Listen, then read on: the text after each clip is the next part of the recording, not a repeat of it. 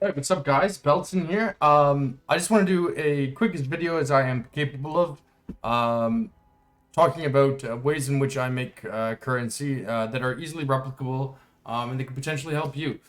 Doing these methods, I would say at this point I'm probably profiting somewhere between 250 to 500 plus X a day. I have about, I'd say 15 to 20 methods that I kind of lean back on, a lot of which are taking advantage of the league mechanic. But if there's a good response to this video, and if you guys find this helpful, I'll make some more of these, and I can maybe start a little series or whatever. Fulfilling promises I made like 8 years ago. Anyways, I set up my inventory to explain some of these things. I picked up some of the materials ahead of time just so the video would be shorter. But in any case, here's 5 ways in which you can make some currency. All right, so the first thing we're going to talk about is item level restrictive crafting. Okay.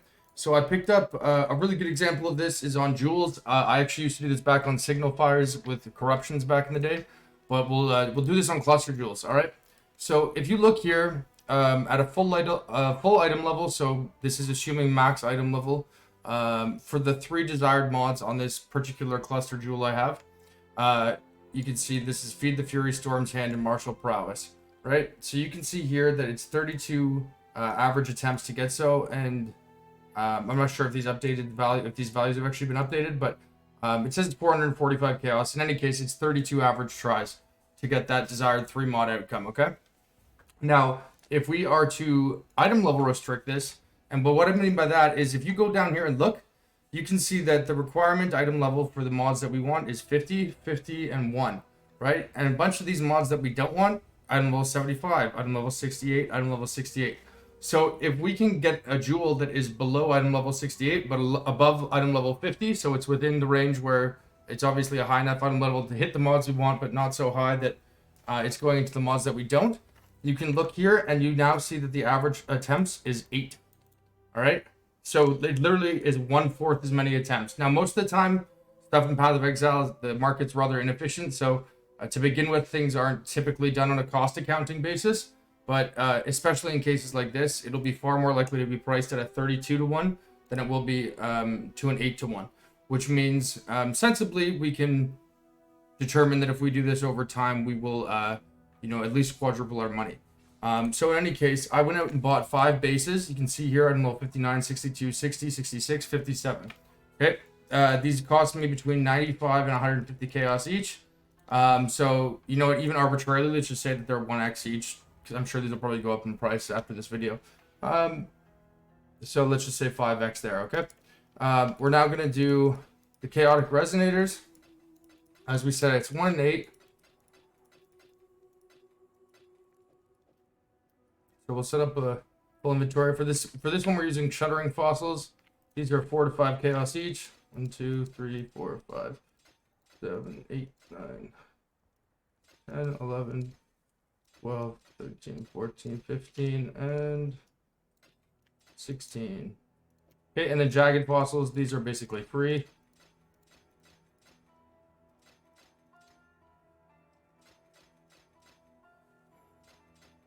But for the sake of being accurate, they're 2 chaos each.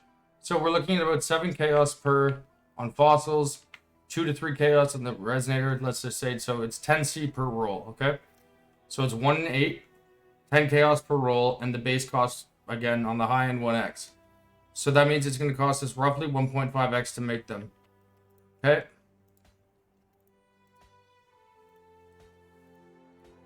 There we go. We hit it. That took 4. Now we're going to go ahead and price check. 3.5 to 4x. So right there, we spent 40 chaos.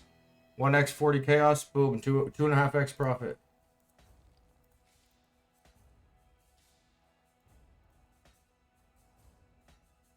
There we go. Number 2. Another 4. So 5x profit.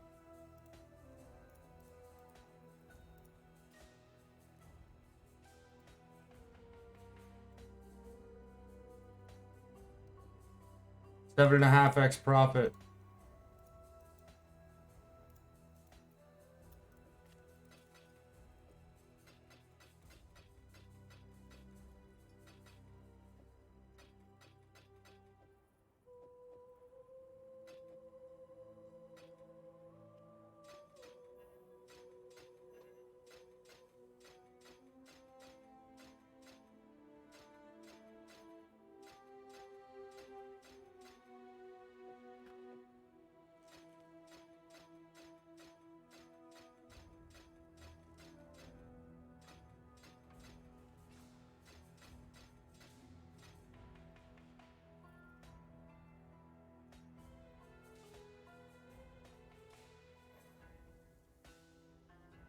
There we go.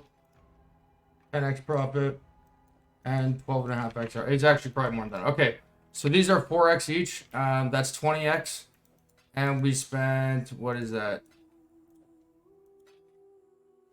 We used 18 on the first, 16 on the first one, and then I used well, like 4 or 5 there. 23, 230 chaos plus 1x each.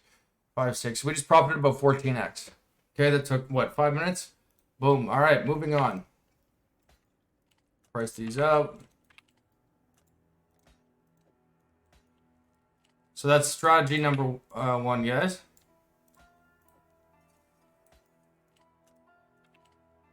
Okay, strategy number 2. We're going to talk about semi-deterministically creating +2 amulets. And then there's different phases on these as well. We can go +2 amulets. We can talk about ones that have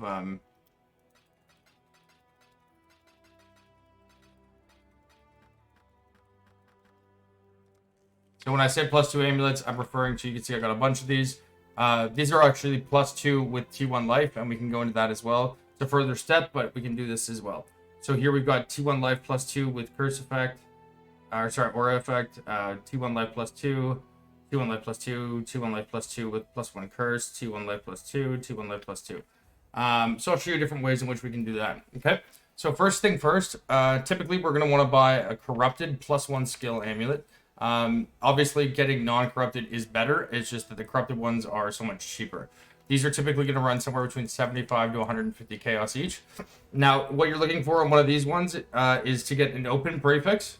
So all skill gems, and then if you can, you want to get one where the second prefix that it has is a bench craftable one. So this one is not a great example because spell damage and rarity of items found, neither of those can be bench crafted. This one is okay. It has 3 prefixes though. Again, it's a lot easier to transfer the mod if it's just the 2 prefix. But fire damage to attacks is one that we can move.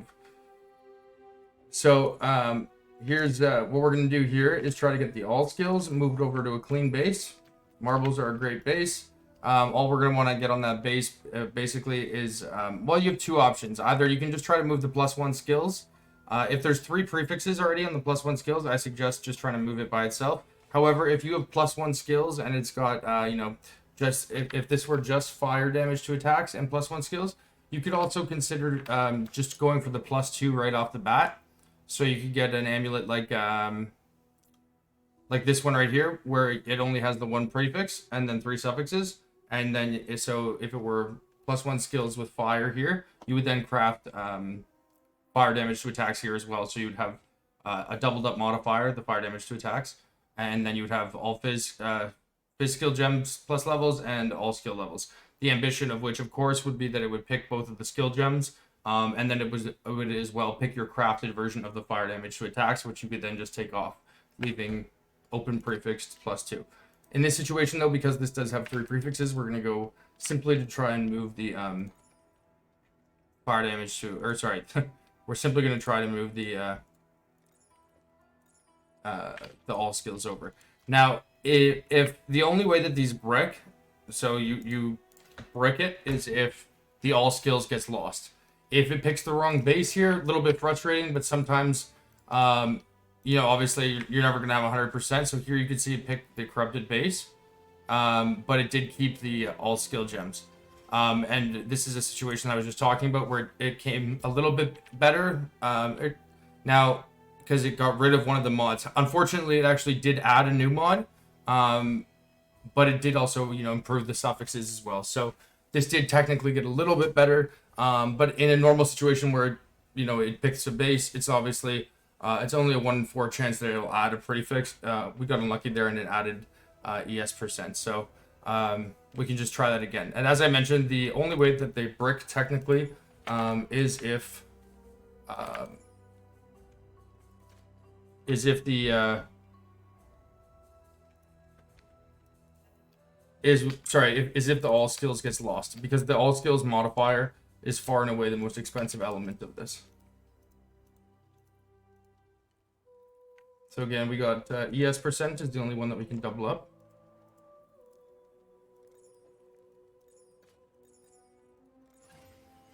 Wow. Okay, picked the wrong base again, and we lost the all skills, unfortunately. So again, I'm not gonna repeat this ad infinitum because I think you guys get the point. But so step one would be to move it to a base, a clean base. Okay. Now step two would be basically to turn it either into a +2 or to go for a +2 with. Oh, I have one more. Sorry, you can try one more. A fizz spell rarity.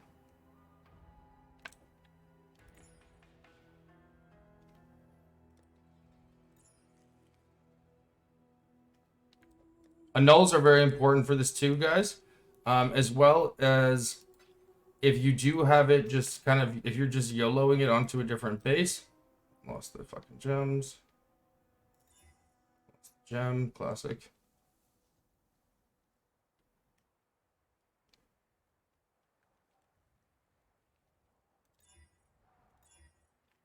Okay, cold skills.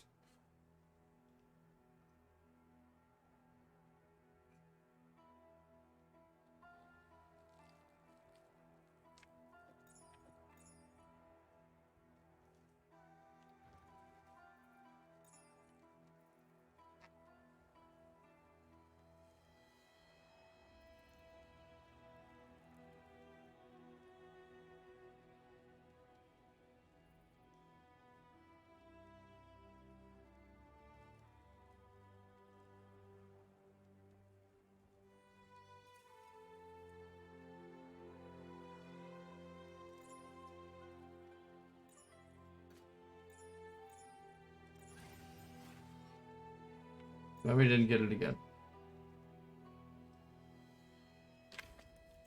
That's unfortunate, but nonetheless, the ambition there again is to move the all skills over to a clean amulet base. If you are able to do that, what you do from there is you just get a double a clean prefix. So you want to get, you know, chaos skill gem, whatever gem type it is.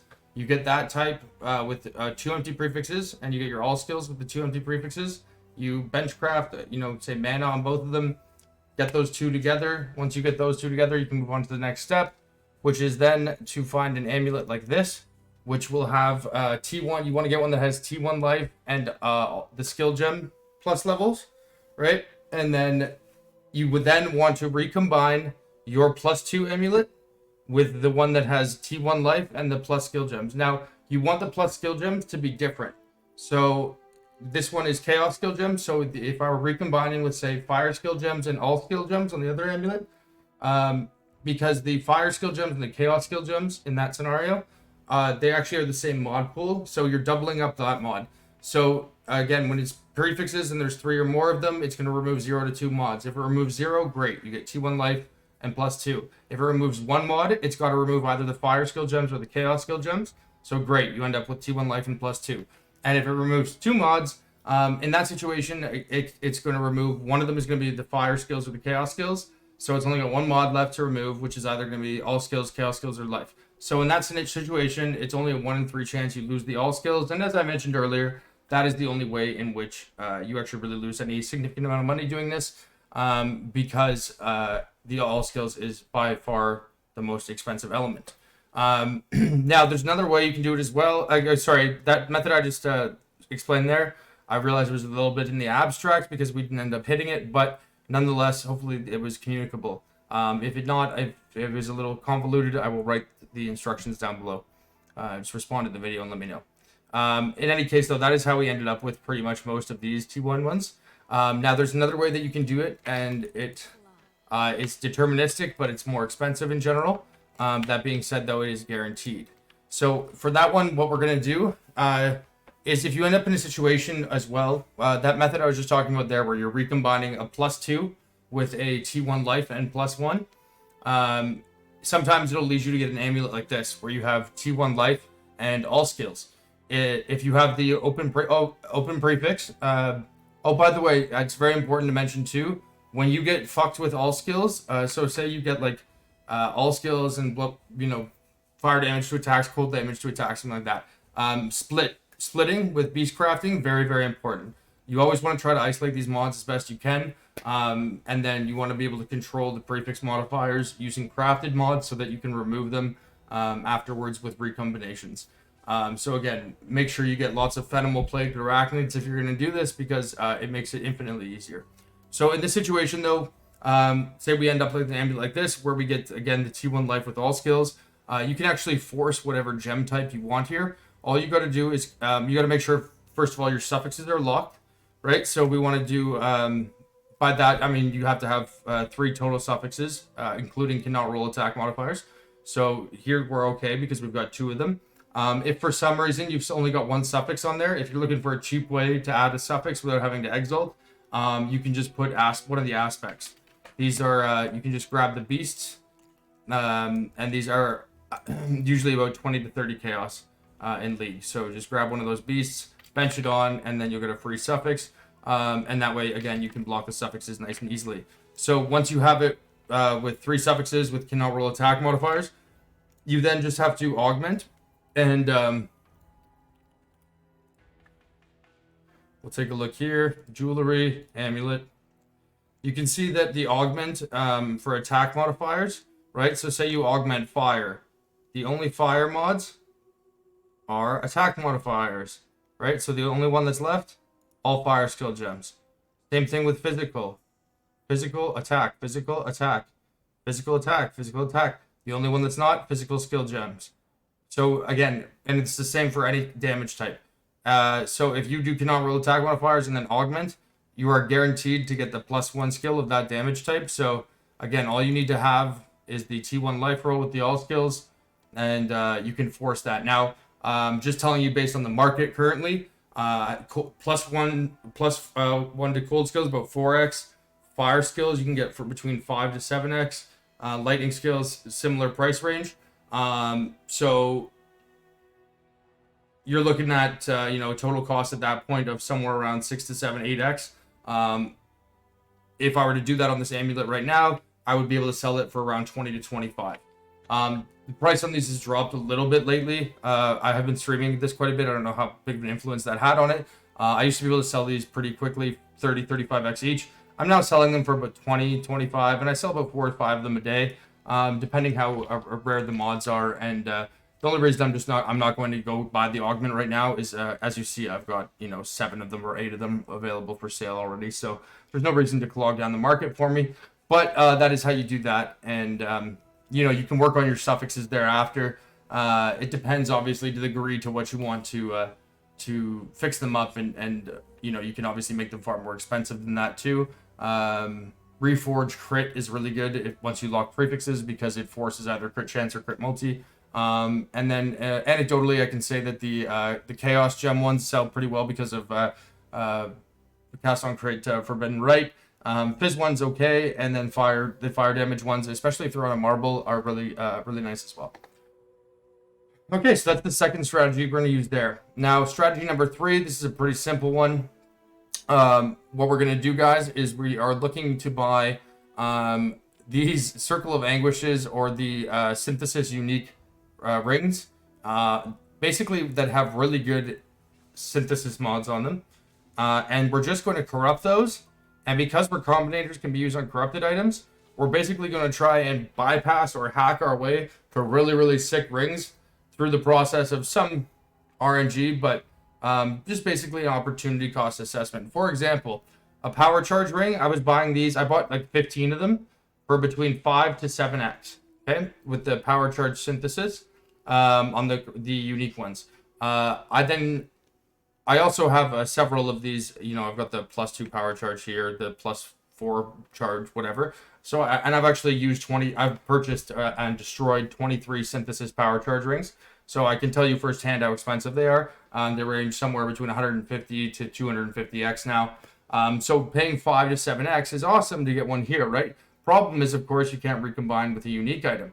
So what we're going to do is we're going to use a Vol Orb on these ones to try and turn them rare, as we have here, right? And now once it's rare, we can recombine with them.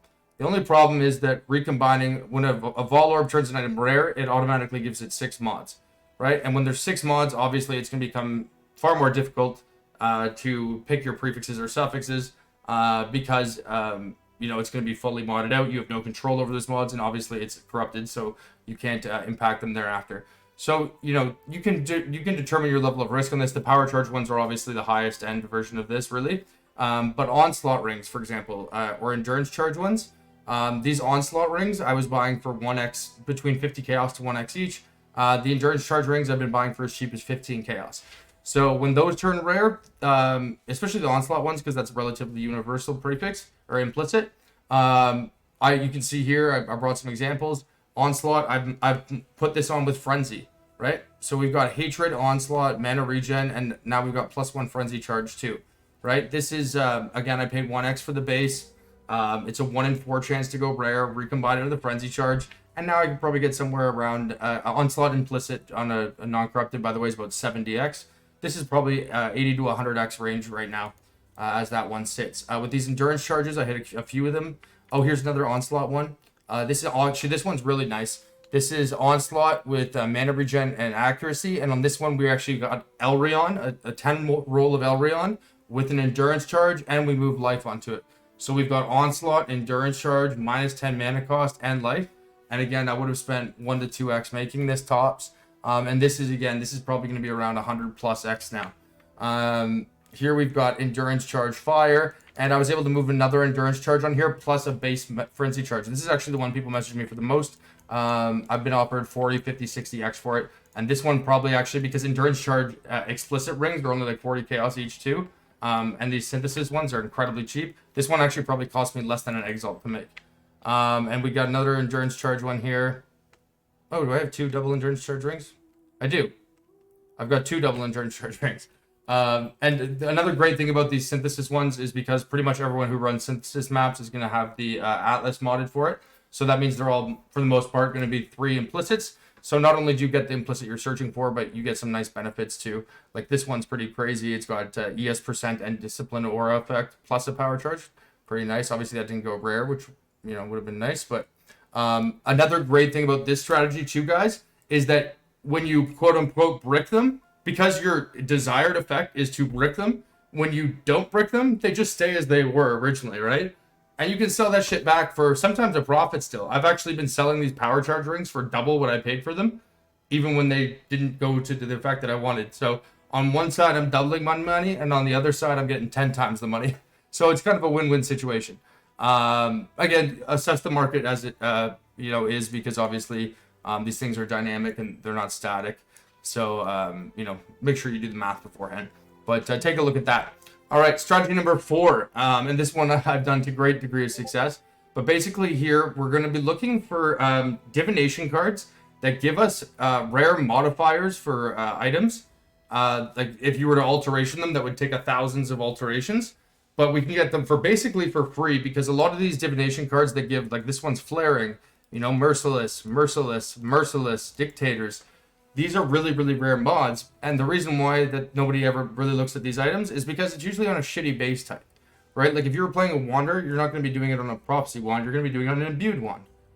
These ones, it's completely random. Eclipse Staff, who's really playing, that. And then, there's one, for example, too, that gives you Merciless on the Tornado Wand. Wrong base type. But because of Recombinators, we can move these mods quite easily over to the desired base type. You can even just stop after that phase, and you could sell that for a lot more. Like I know at one point the Merciless cards for Tornado Wands, it was like I was paying 40 chaos for a full set, and to get Merciless on an Imbued Wand was 3x. So even if it's a 50-50 to move that Merciless mod over to the right base, on average it would cost you 160C, and you get 3x. It's 2x profit each time. Obviously, I wasn't going to stop at that phase, because what I was doing is, especially with wands, I noticed that there's also one for Dictators, which is hybrid Fizz accuracy, and then with Merciless, which is T1 Fizz. Flaring, which is T1 flat Fizz, is the most common of those 3 Fizz modifiers. It's also the cheapest one to buy. So basically, all I did was I get Merciless on one Imbued Wand, I got Dictators on another Imbued Wand, and then I went and bought Flaring, just Flaring on any other random wand. And then I moved the Flaring over to one to the Dictators, one to the Merciless, recombine them together, and as you can see, I now have the second highest PDPS bow in the league, PDPS wand in the league, 654. It's actually 5T1, almost perfect. Pretty incredible roll. I'm really lucky there. But, you know, again, I also have this one here, 500 PDPS, doing the same thing. We did Takati's. Takati's is another way you can do this as well. Running the Temple, you'll get lots of Takati's, which is, you know, only 10 off of Merciless, plus it gives the Fizz extra fire. You just move your Takati mods onto a good base. I've been doing that with a great degree of success with Spine Bows, you know, because it'll drop on a Mariketh or whatever, or a shitty bow base, and I just move it over to a Spine Bow. You can even just do that, combine that with the Essence Fizz modifier, the Flat Fizz, and that bow will be, you know, 5-10x already by itself. But you can see here on this one, I got Flaring, Takati's, Emperors, right? This is, I just screwed up the Divine, but this can go as high as 950 PDPS with Flaring, or sorry, with Takati's, right? I think I spent 5-10x maybe making this. And we got another one right here, Flaring, Takati's, Reavers, right? This one, I think I did remove, when I recombined this, it had cold damage to attacks instead of hybrid. So I just did it, I benched the suffix, Fizz Leech and Fizz Mana with a multi-mod, and then did remove non-attack at attack, which forces the hybrid. Well, technically it can remove the multi-mod and add the suffix for bleed, but after that it would force the hybrid. And yeah, we didn't hit a very good hybrid roll, but still, this is 700 PDPS, probably 20-30x bow. We would have spent about 5 or 10. So in terms of what the ceiling is on this strategy, very, very high. The amulets, again, it's going to be very it depends what stage you start. If you just want to move the +1 from a corrupted base to a clean base, you know, you can do that for 70 chaos, and then the clean base will sell for, you know, 2 to 3x. With the jewels, there's 100 different types of jewels you can do this with, where you're doing item level restricted crafting. You know, so you can obviously do the math yourself. Just look at what the probabilities are, see what the desired mod item level requirements are. But again, as you saw right there in the live example, I was able to make what was that, about 15x in 10 minutes or so. With the jewel or the amulet crafting, again, it's going to depend on where you stop along the chain of it, as well as what base types you use, and what gem types you use. But I usually make somewhere between 50 to 100x a day on the amulets, probably 20 to 40x on jewels. The rings, I do a lot of crafting with rings. You can see here, you know, power charge, LE weakness, attack speed, power charge, attack speed with that triple charge life, double power charge life, multi, quadruple charge with double power. So the rings are something that I've kind of diversified into a very, you know, so these ones, I might only sell 1 or 2 of them a day, but they're selling for 200, 300, 400, 500x. So the margin is, you know, so high on those that it's kind of hard to tell you what they are exactly. But these ones are relatively stable, really low. Again, even if it's a little bit riskier, as opposed to getting these rings here, where again, if you want to buy one of these synthesis bases, you're talking hundreds of exalts. You can do these ones again for, you know, 20 chaos, 1x, you know, even the power charge ones, 5x. So you can make a little mini version of these rings for, you know, 5-10x each time. And obviously they're not going to be worth as much because they're corrupted. But even, you know, if you were to get a power charge ring with a double power charge on the corrupted base, you still probably have 200, 300x there, right? So just look at your average cost of craft. But the upward potential on this, the ceiling potential is really high. But you know, you're risking too much.